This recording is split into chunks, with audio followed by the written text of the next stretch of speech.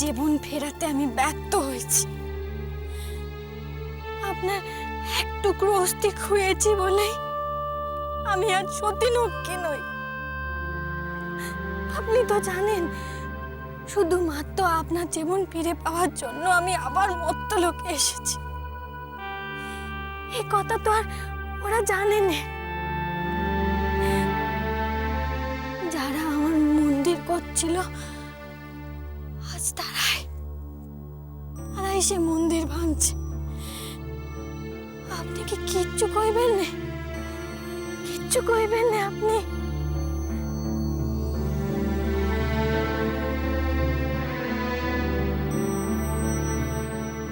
দাঁড়াও! আমাকে অমন করে ফিরে দিতে পারো না তোমরা। দাঁড়াও!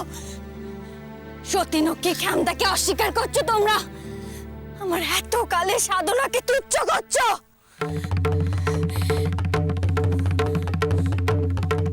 দাঁড়াও, দাঁড়াও তোমরা। দেখেছেন, দেখেছেন আপনি এরা আমায় কি করেছে? দেখলেন?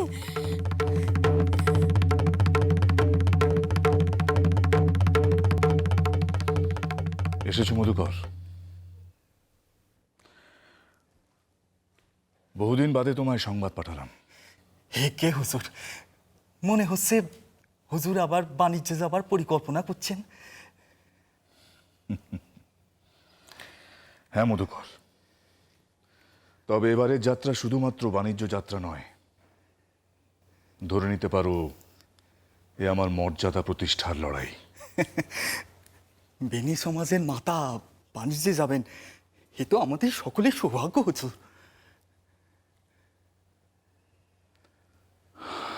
সে কাল আর নেই মধুকর।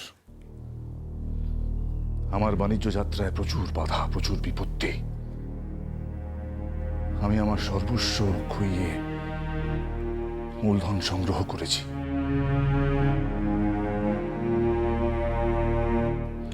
মধুকর, আমার এমন একটি বাণিজ্য তরীর প্রয়োজন যা কোনো ঝড় ঝঞ্ঝা ঢেউ কোনো কিছুতেই থমকে দাঁড়াবে না।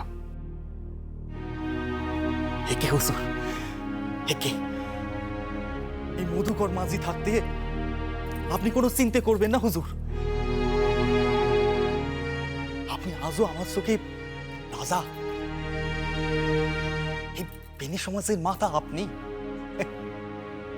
মধুকর, এখন সব দায়িত্ব কিন্তু তোমার।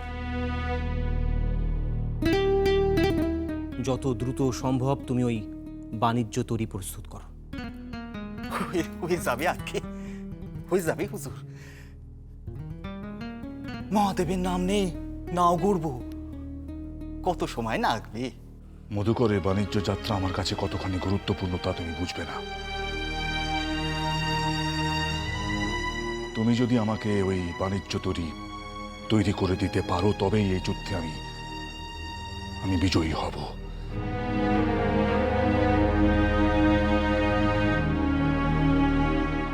আর ওই পাতাল বাসিনীকে আমি তার কোনো চক্রান্তে এইবার সফল হতে দেব না, কিছুতেই না।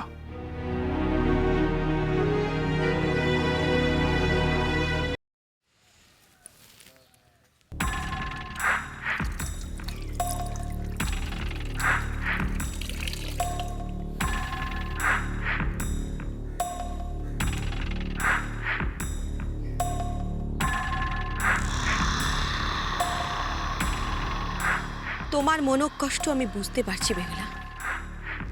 আজ শঙ্কর তনয়া নীতি তোমার মহিমার কথা সকলকে বলবে। তোমার অভীষ্ট পূর্ণ হবেই বেহুলা। আমি আসছি বেহুলা।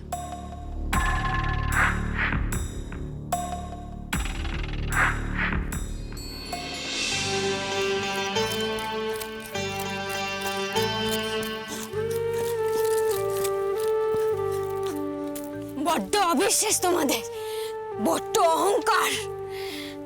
সত্যি সাত দিকে মানছো না তোমরা? এক ফোঁটা জল দিতে পারছো না? কেন দেবো জল? ওই তো সামনে নদী আছে, যাও না, যে জল খাওগে। সতীনক্ষী দোয়াই দেখাচ্ছে। কিসের সতীনক্ষী তুমি? হ্যাঁ, আমাদের ঘরে তো স্বামী আছে, আমরাও তো স্বামী সেবা করি। কই আমাদের জন্য তো কেউ মন্দির বানিয়ে দেয় না। মন্দির যদি না করতে হয় গড়নে, কিন্তু সতী সাধ্বীকে অবিশ্বাস করো না তোমরা, এর ফল ভালো হবে না। কি করবে তুমি? অভিশাপ দেবে? এখানে কি কেউ নেই যে সতী সাধ্বীকে বিশেষ করে এক ফোঁটা জল দিতে পারো? কেমন মানুষ তোমরা! ছি! আমি তোমায় চিনতে পেরেছি মাগো, আমি তোমায় চিনতে পেরেছি।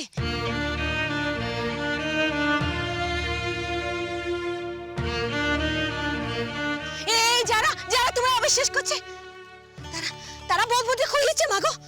তাদের কথা কানে নিও না, তাদের কথা কানে নিও না।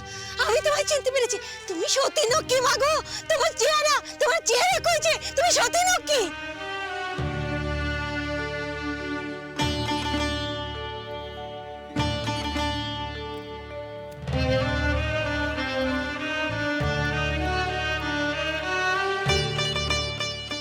এই অবিশ্বাসীদের মধ্যে থেকেও তুমি আমায় বিশ্বাস করছো? করছি মা, করছি। তুমি যে সতী বেহুলা, দেখো দেখো মা, সবাই তোমার কথা মনে রাখবে। দেখো তুমি কে গো মা? এমন বেশ কেন তোমার? আমি আমার একমাত্র বেটাকে হারিয়েছি গো মা। তাই তো তোমাকে দেখে বুঝতে পারছি তুমি কেমন করে তোমার স্বামীর জীবন ফেরাতে চাইছো। তোমার তোমার চোখে মুখে যে হারানো যন্ত্রণা লেখা আছে মা। আমার মতো আমার বেটাও যে হারিয়ে গেছে মা, আমার বেটাও যে হারিয়ে গেছে। তুমি এত কিছু বোঝো মা? বুঝেছি মা, সব বুঝেছি। আর হ্যাঁ, তোমাকে দেখে এটাও বুঝেছি তোমার বোন তুমি এত সহজে ছাড়বে না মা। যদি আমার মরা বেটার দেহ এখন আমার কাছে থাকতো, তাহলে তাকে আমি তোমার কাছে সঁপে দিতাম মা, তোমার কাছেই সঁপে দিতাম। তোমার মাম্মু এরা কে বুঝবে? কেউ বুঝবে না। আমি বুঝবো মা, আমি বুঝেছি মা, আমি বুঝেছি।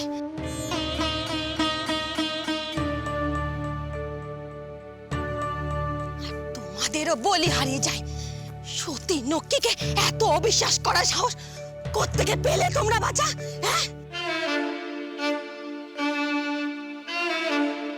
তাকে তেষ্টা জলটুকু পর্যন্ত দিলে না? হ্যাঁ, দেখতে পাচ্ছ না তোমরা মায়ের কোলের বাচ্চাকে নিয়ে সে বেলায় ভেসে যাচ্ছে? হ্যাঁ? তার তেজ দেখতে পাচ্ছ না তোমরা? অন্ধ হয়ে গেছো তোমরা। এই আমি কয়ে দিলাম, এই মেয়ে একদিন মায়ের কোলে বাচ্চাকে ফেরত নিয়ে আসবে। আমি কয়ে দিলাম আমি।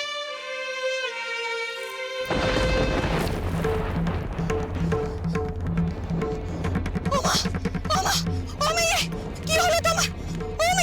কি হলো তোমার বাচ্চা? ওঠো বাচ্চা, ওঠো বাচ্চা, ওঠো বাচ্চা, ওঠো।